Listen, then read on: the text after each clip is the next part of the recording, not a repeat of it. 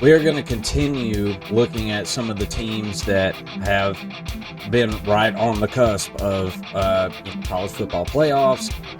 In this case, SEC championships, though they were in that conversation last year. It's the Tennessee Vols. They're on the top of everyone's mind, honestly, after Nico Iamaleava decides to take off and UCLA and Tennessee do a little bit of musical quarterbacks, if you will, as Joey Aguilar makes his way over from UCLA. It's the talk of the college football world, right? And NIL has been something that's been at the top of the college football world, and without diving too far deep into the weeds on college football, and like college football is a damsel in distress at times. This was a kind of a breath of fresh air in a way, Mason, with Nico and the way that everything was handled here. As somebody who sat back and said college football is kind of going down a little bit of the wrong path, it seems, it was kind of nice to sit back and just kind of be like, well, told you so. It wasn't always going to be good for every single kid, right? And, Yep. Everybody can have whatever opinion they want, but this wasn't great for Nico Iamaleava, in my opinion. I feel like it was some bad counsel, whatever have you. What are your thoughts on the Nico situation? I wanted to just go ahead and spearhead that, and then we're going to go into what's up with this team for 2025, right? This obviously changes some things offensively. There's obviously big changes from 2024, so we're going to go into a lot of that stuff and some of the pieces that are coming back for Tennessee and where they'll need to reload. But I just wanted to spearhead this thing with the Nico situation. What are your thoughts, Mason? Yeah, I completely agree with you because Nico, and it's pretty well documented now, went from making 2.4 million roughly. We can kind of speculate as to what he was making in 2024, and then went backwards, right, to UCLA to make less money, allegedly, seemingly, after asking for more money, after asking for a $1.6 million raise. Tennessee says, "Hey, wait a second, we were going to pay you less money, actually, dude. We don't feel like you deserve what we were paying you. This isn't what we signed up for." And good on them for not just saying, "Hey, we got to keep this quarterback," and dishing out the money. Instead, they saved some of that money, and now they're able to seemingly utilize that in other areas and allocate those resources somewhere else. Yeah, absolutely. I mean, any chance you get to, add some funds to this section of the team here or there is great. But, now there's a little bit of a issue, right? I mean, this definitely creates a little bit of a snafu in your plans for 2025. Was Nico worth, spending more money on? Honestly, I don't think so, Mason.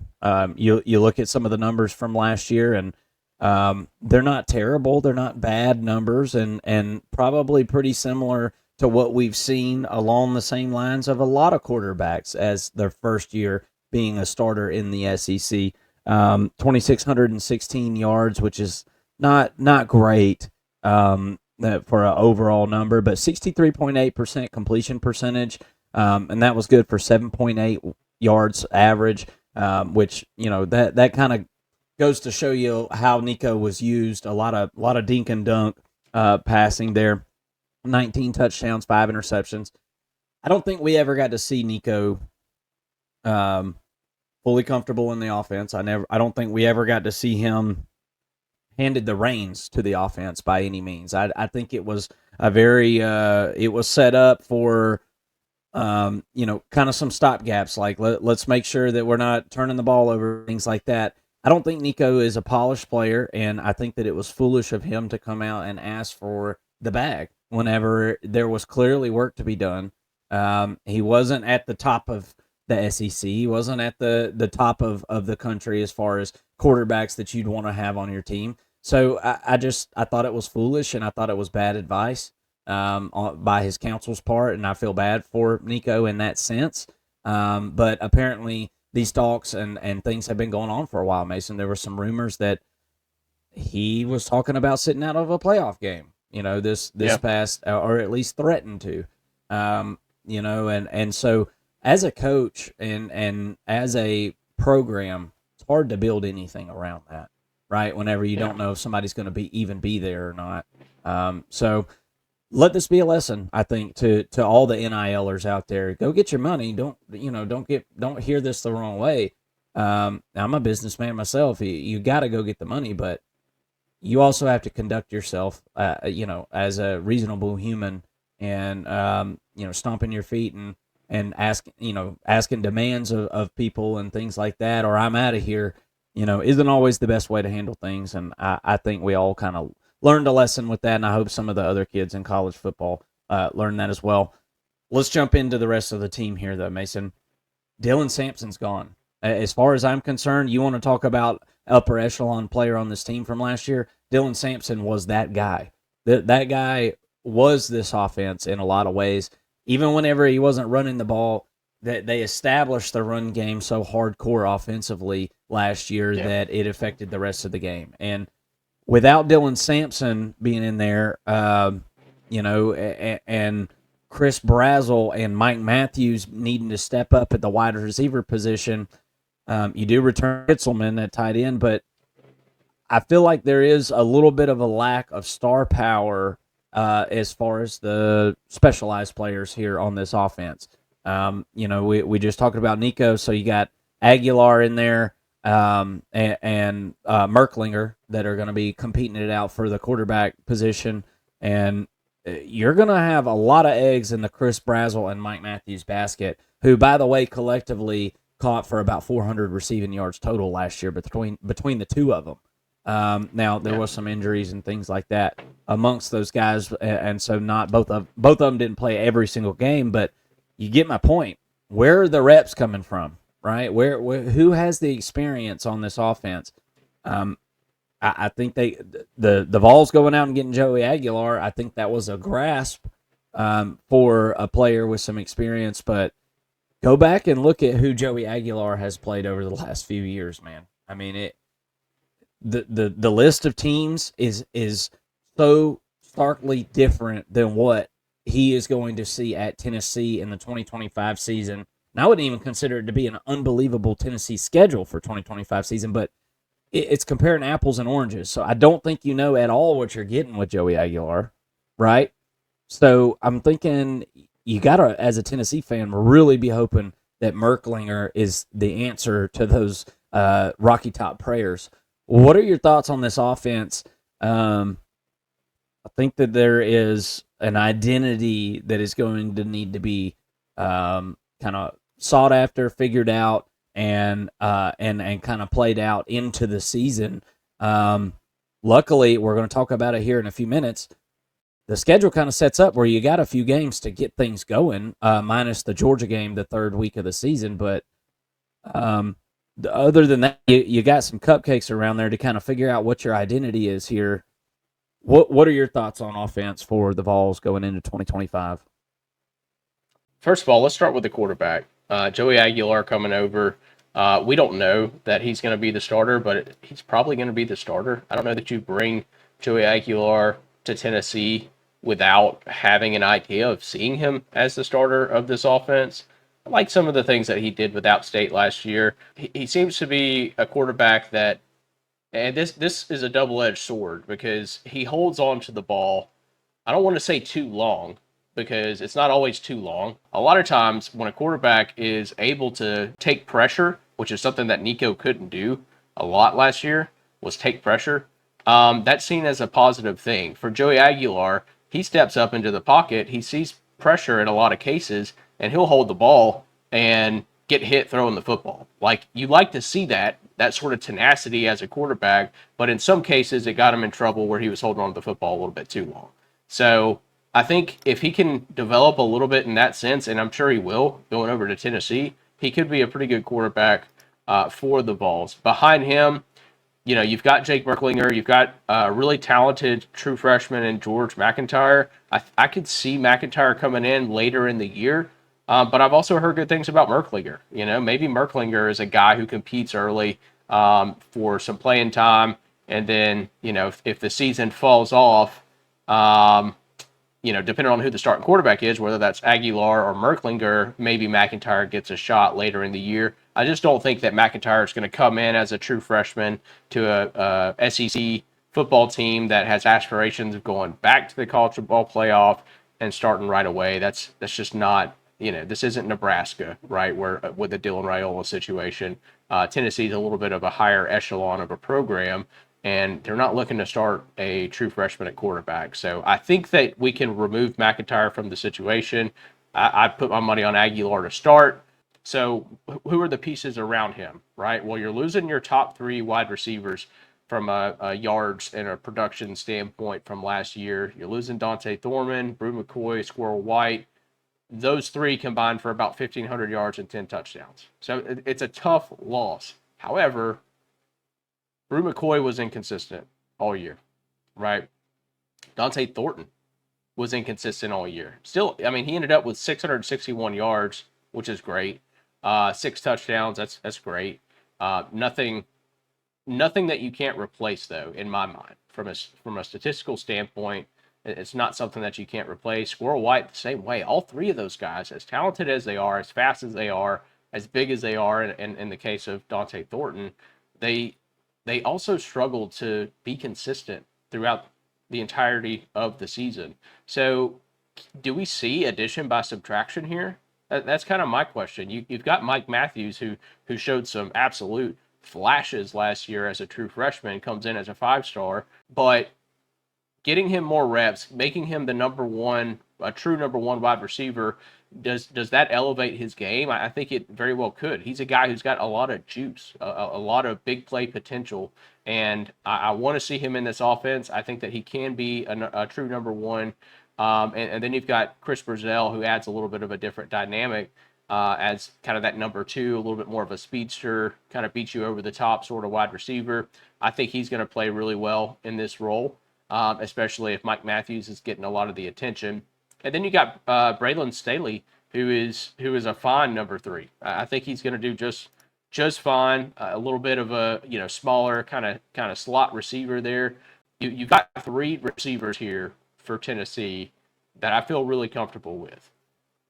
Behind that, I think that they've been trying to bring in some depth, and it hasn't worked out yet for whatever reason. They're still in the spring portal window trying to pull in another transfer wide receiver. It hasn't really happened yet. The only one that they did get was Amari Jefferson, comes over from Alabama. He's going to be a redshirt freshman, so he's got plenty of time to develop and play. Last year at Alabama, he was injured for the entirety of the season, so we don't know what you're getting out of him, but he was a top 35 receiver coming out of high school. So we'll see how he performs this year. And then you bring in a couple of true freshmen and Smith and Jackson, and outside of that, and also Joakim Dotson.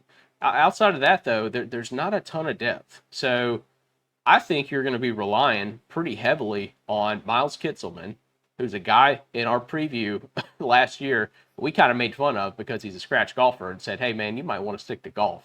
That was one we missed on. He's a really good tight end, and I was really impressed with him last year. He kind of made his money there last year. Now he's going to be your starting tight end, so kudos to you.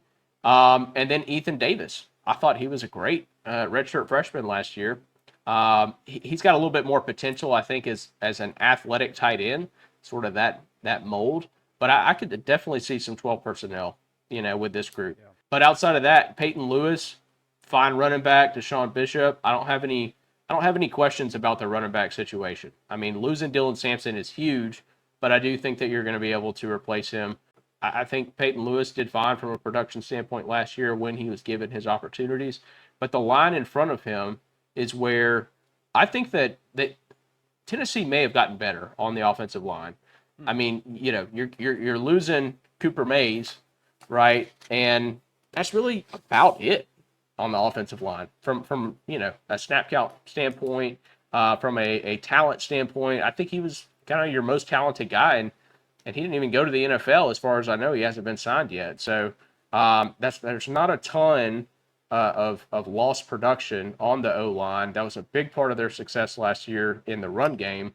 So if you're telling me that those two things are true, and you add in by some would argue the number one overall player in the country in David Sanders, if not number one overall, number one offensive tackle in David Sanders as a true freshman coming over. He'll have his hands full with battling with Jesse Perry for sure at that right tackle position. You combine that with getting in a transfer and Wendell Moe Jr. coming over from Arizona, who apparently is ready to start right away. I think you've got a pretty solid offensive line that you can sort of build around.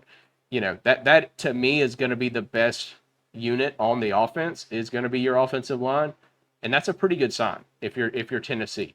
Now, would you like to have a really strong quarterback? Yes. However, a lot of people this offseason and heading into the season are going to point to Nico being absent from this team and saying, well, that hurt them. That took them from a 10-win team to an 8-win team. And I just don't think that that's the case. If Tennessee ends up with 8 wins this year, it's not going to be because Nico left. Nico and his production last year wasn't enough to get you 2 wins. He wasn't worth 2 wins last year. I don't see that at all. So if this offense does struggle, I just want to go on the record and say it's not going to be because Nico's not there. It's not going to be because of the quarterback position. I think if it does struggle, it's going to be because of the wide receivers and the lack of depth. To me, that's the weakest unit on the offense. I like the 1, 2, and 3. I think that they've got a little bit of a variety there. But if any of those 3 go out, one of those true freshmen are going to have to step up. Yeah, I mean, that's just how it is. Maybe the transfer from Alabama, but ultimately, to me, that's how I would rank it. It's offensive line, tight ends, running back, quarterback, wide receivers on the offense. But if your offensive line is good, you're probably going to have a pretty good year. I just see this Tennessee team running the football a ton this year. Yeah, well, and that would be chapter 2 of what was chapter 1 last year of Tennessee running the football, right? And it was a little bit of a change of pace, I think, in a lot of people's eyes, even though it really wasn't. From 2023 to 2024, they didn't run the ball that much more, but the identity of the offense was running the football, and it got everyone's attention. Tennessee ran the ball a lot in 23. They ran a lot in 24, and I don't think it's any secret they will be running it a lot in 2025. It's, for me, I think you're right on the offensive line. I don't think you take a massive step back.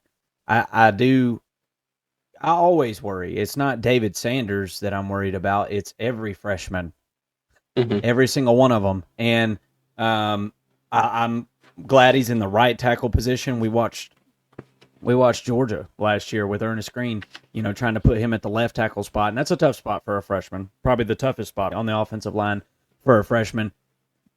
Looks like David Sanders would be on that right side. I'm interested to see how that works out. And then at the center spot, you got Max Anderson, the redshirt freshman. We'll see how that kind of develops as the spring, summer months, and then into the fall. We'll kind of see how, because these offensive lines, they get shaken up all the time with injuries and things like that. So, and I completely agree with you on the tight end situation. That seems to be pretty much locked down. And Peyton Lewis and Deshaun Bishop, I agree with you there as well. But it's all going to depend on them big boys up front. I'm not too worried about it. I think the offense will be a lot like it was last year. I think we made some good points there. I think it's going to be a lot more of the same as it was last year. And you've got Josh Heupel as your head coach. It's kind of like Kirby Smart at Georgia in a sense. I won't put him on the same exact pedestal at the moment, but with Kirby Smart's defenses, well, even though 10 players get drafted every year, it seems like, it's just a reload situation on that defense. That's kind of how I feel about Josh Heupel in the offense and this system, right? This system is a plug-and-play system. There's enough guys that have been in the system for a while. This isn't Josh Heupel's second year, right? He's got his system installed. I think the offense is going to be okay. How much better they can be or above that okay mark, I think is where you start to figure out, okay, is this team going to win 9 games? is this team going to win 10 games? Or what's it? Was it going to win 8? The Vegas win total right now sitting at 8.5. All of that also is going to depend on the defense, because this was a team. We talked about the identity running the football last year. They had an identity of playing very solid defense last year as well. And from everything that I look at, Mason, and listen to for the Vols, and just looking at some of the names that are returning, Dominic Bailey, Jackson Moy, Bryson Eason, those are very familiar names along the defensive line. Arian Carter, Jermond McCoy, Jeremiah Tellender. These are all very familiar names along the linebacker core there. The defense, especially the front 7 of this defense, or front 6, if you will, considering they're kind of a multiple 4-2-5 defense. I like the front. I really do. I mean, is depth a little bit more of a concern from last year? Maybe a little bit. I mean, Tyree West is back as well. Hearing some things about Nathan Robinson. So I think you got some depth as well. The secondary, though, man, is where I've got some serious questions. It seems like 5 minutes ago, at the time we're recording this, I was just reading the story about a Tennessee safety who has hit the exit, right? And it was, to a lot of people's surprise, and of course now his name is slipping my mind. Yeah, it was Thomas. Him exiting right after some social media buzz that he would be sticking around, and then it was kind of just like a dagger back, it felt like, and a little bit of salt on a wound. And, obviously the wound being the whole Nico situation, whether you're, unhappy about it, happy about it, whatever you are, it was still a shock to the senses for sure. And Boo Carter, a guy that is, I got a ton of football respect for. He seemed pretty upset about the situation as well. So I think it kind of took him by surprise. But you do have Boo Carter, as I mentioned, coming back. Ricky Gibson, played some last year. So you do have a little bit of experience coming back, but that free safety position is a big concern. We can start with the D-line stuff, I guess. Dominic Bailey, Jackson Moy, Bryson Eason, Tyree West. Those are 4 names that I trust a pretty good bit on that defensive line. Do you lose some NFL talent? Obviously you did. But these are guys that I feel like are pretty tried and true. And I think they're going to be able to hold their own. And then Arian Carter there at linebacker, man, that guy's an absolute stud. What are your thoughts? I guess we'll kind of look at the front 6 or 7, however you want to look at it there, and then kind of look at the secondary as a separate thing, because it kind of seems like 2 different sections of the defense. We've got a lot of experience, and then we got a lot of question marks. Yeah, well, starting up front, I mean, you're losing James Pierce, who might have been the best edge in college football last year. Norman Lott, who was great up the middle, with Amari Thomas, who was not just great up the middle, but also a big leader in this defense and for the entire team. And then also Elijah Simmons. So, you look at that production and you look at what they lost and how many of those guys are going to be playing in the NFL. And you think, holy crap, this defensive line is just going to be depleted.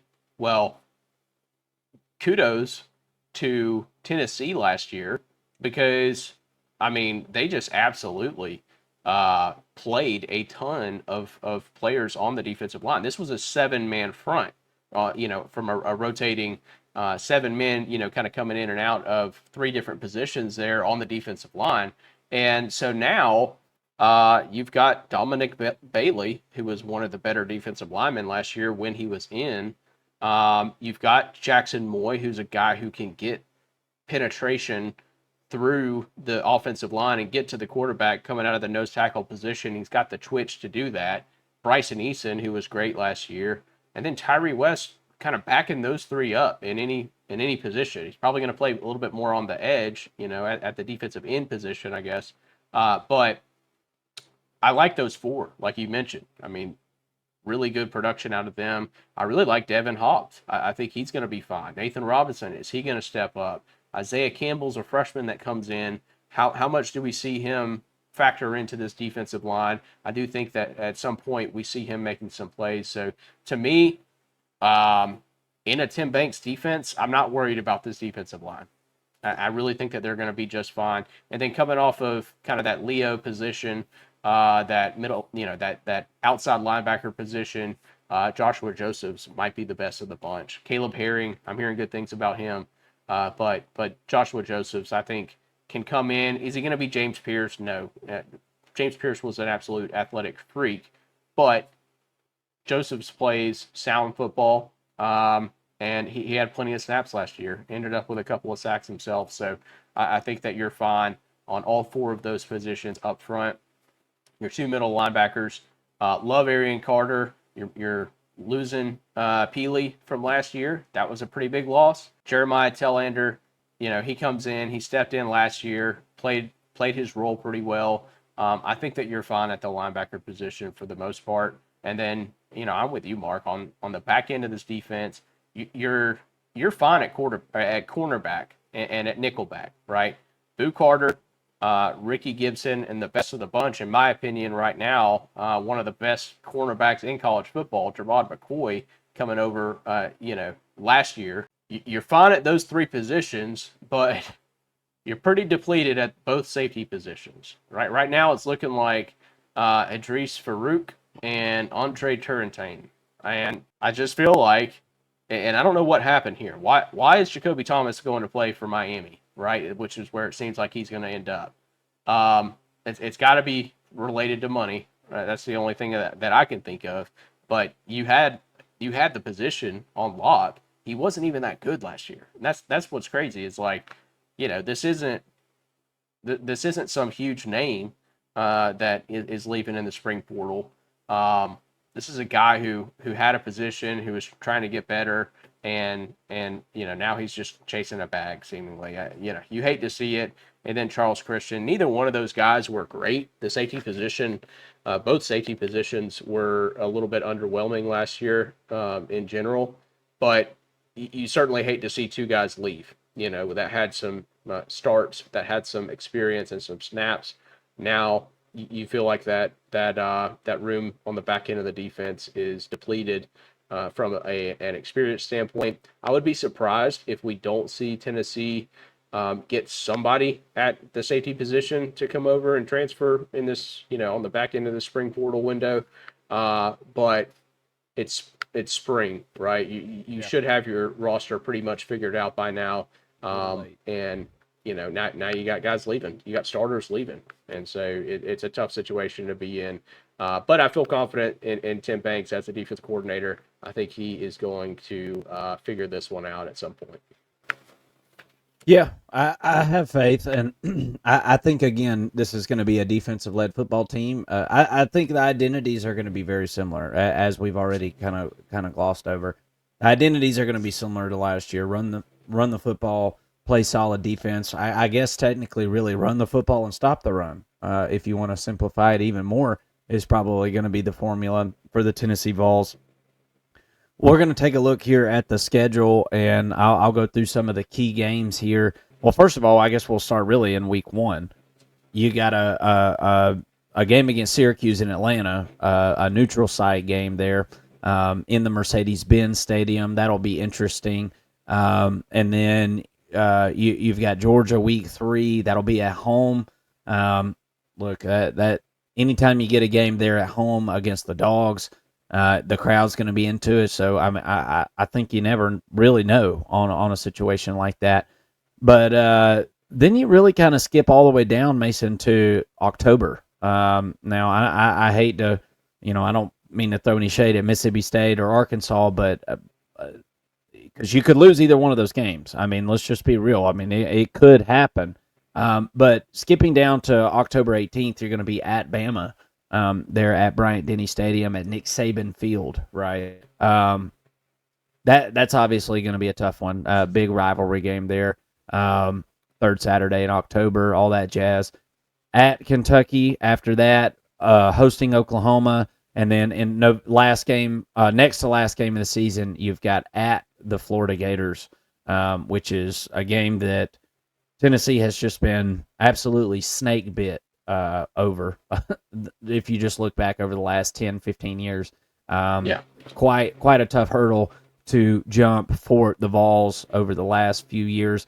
Look, I don't think the schedule is necessarily just a murderer's row, Mason. I mean, yeah, Georgia and Alabama. I don't know that the Alabama game carries quite the weight that it did 3 years ago, right? I think we can all agree with that. I don't think people are quite as trembling in their cleats as they were, 4 years ago. Whenever you got to play Alabama, but you got to go on the road, and that's going to be really tough to do. And but Tennessee's had just as good a luck against Alabama as anybody over the last 4 years. So it's those games have been a lot had to do with who was the home team over the last few years. So I think Alabama probably figures out a way to win that one. I think Tennessee probably loses to Georgia, and I think it's a crapshoot against Florida. I'll just say Tennessee probably loses that one.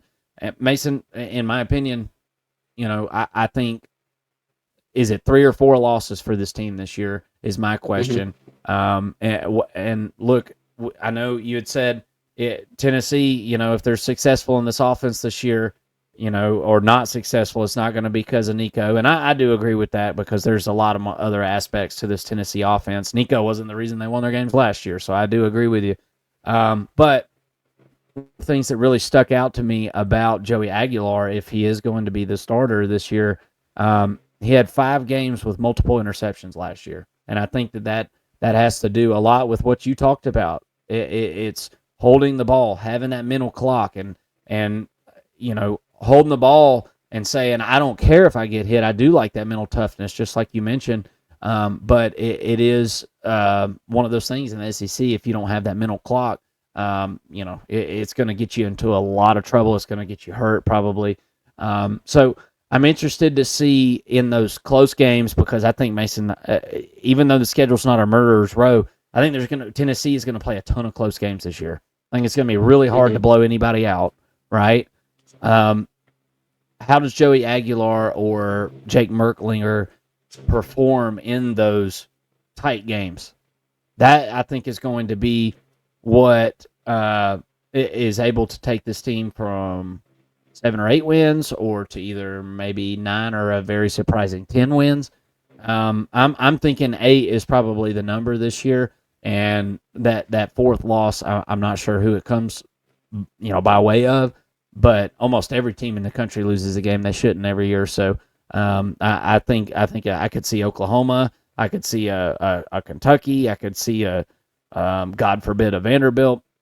So look, I think that the ceiling for this team, in my eyes, is probably about a 10-win season, right? Yep. I think that is the very best case scenario. I think very worst case scenario could get down to like the 6-win mark, Mason. But I don't think that's happening. I'm not pulling the alarm right this second. I'm not breaking glass in case of emergency. Josh Heupel is experienced enough at this point to handle the speed bumps that they've had to go over and right the ship to be able to have a successful season that you feel like you can hang your hat on. Six wins is a massive disappointment for this team. I think the goal should be 9, right? And if you fall just short at 8, I think it's an understandable result based upon what has happened this offseason. What are your thoughts on the schedule, the key games? What are some of your early thoughts as far as, look, it's not even full summer yet. We don't have to make our full predictions. I reserve the right to change my mind. What are your thoughts? Well, I think that if you're Tennessee, you better not overlook the orange week 1, because Syracuse in year 1 under Fran Brown was a tough team in the ACC. Nobody wanted to play Syracuse in the ACC last year. They were a very scrappy team. I think that their players are buying into Fran Brown and his culture and the program. They got Steve Angeli coming over from Notre Dame to compete for that starting position at quarterback. No Kyle McCord, but that's going to be a pretty stingy little team there. And so Do you slip up there? I think you really need to start out on the right foot, and win that football game. And if they win that game, I do have them as like a 9-win team, and I'll kind of walk you through that here. Obviously, East Tennessee State, you're going to be heavily favored in that. I don't have any reason to believe that they don't win that game. Georgia, you're probably going to lose. The good thing about this game, though, is that you lose this game, you're still in the run for the SEC championship game, right? This isn't for either team, really, for Georgia or Tennessee. It's week 3. You still have the entire season ahead of you, a lot to fight for at that point. It's not going to make or break your season if you lose that game. UAB, I think Tennessee wins that game, although UAB has been a sneaky good team for some SEC teams in particular here as of late.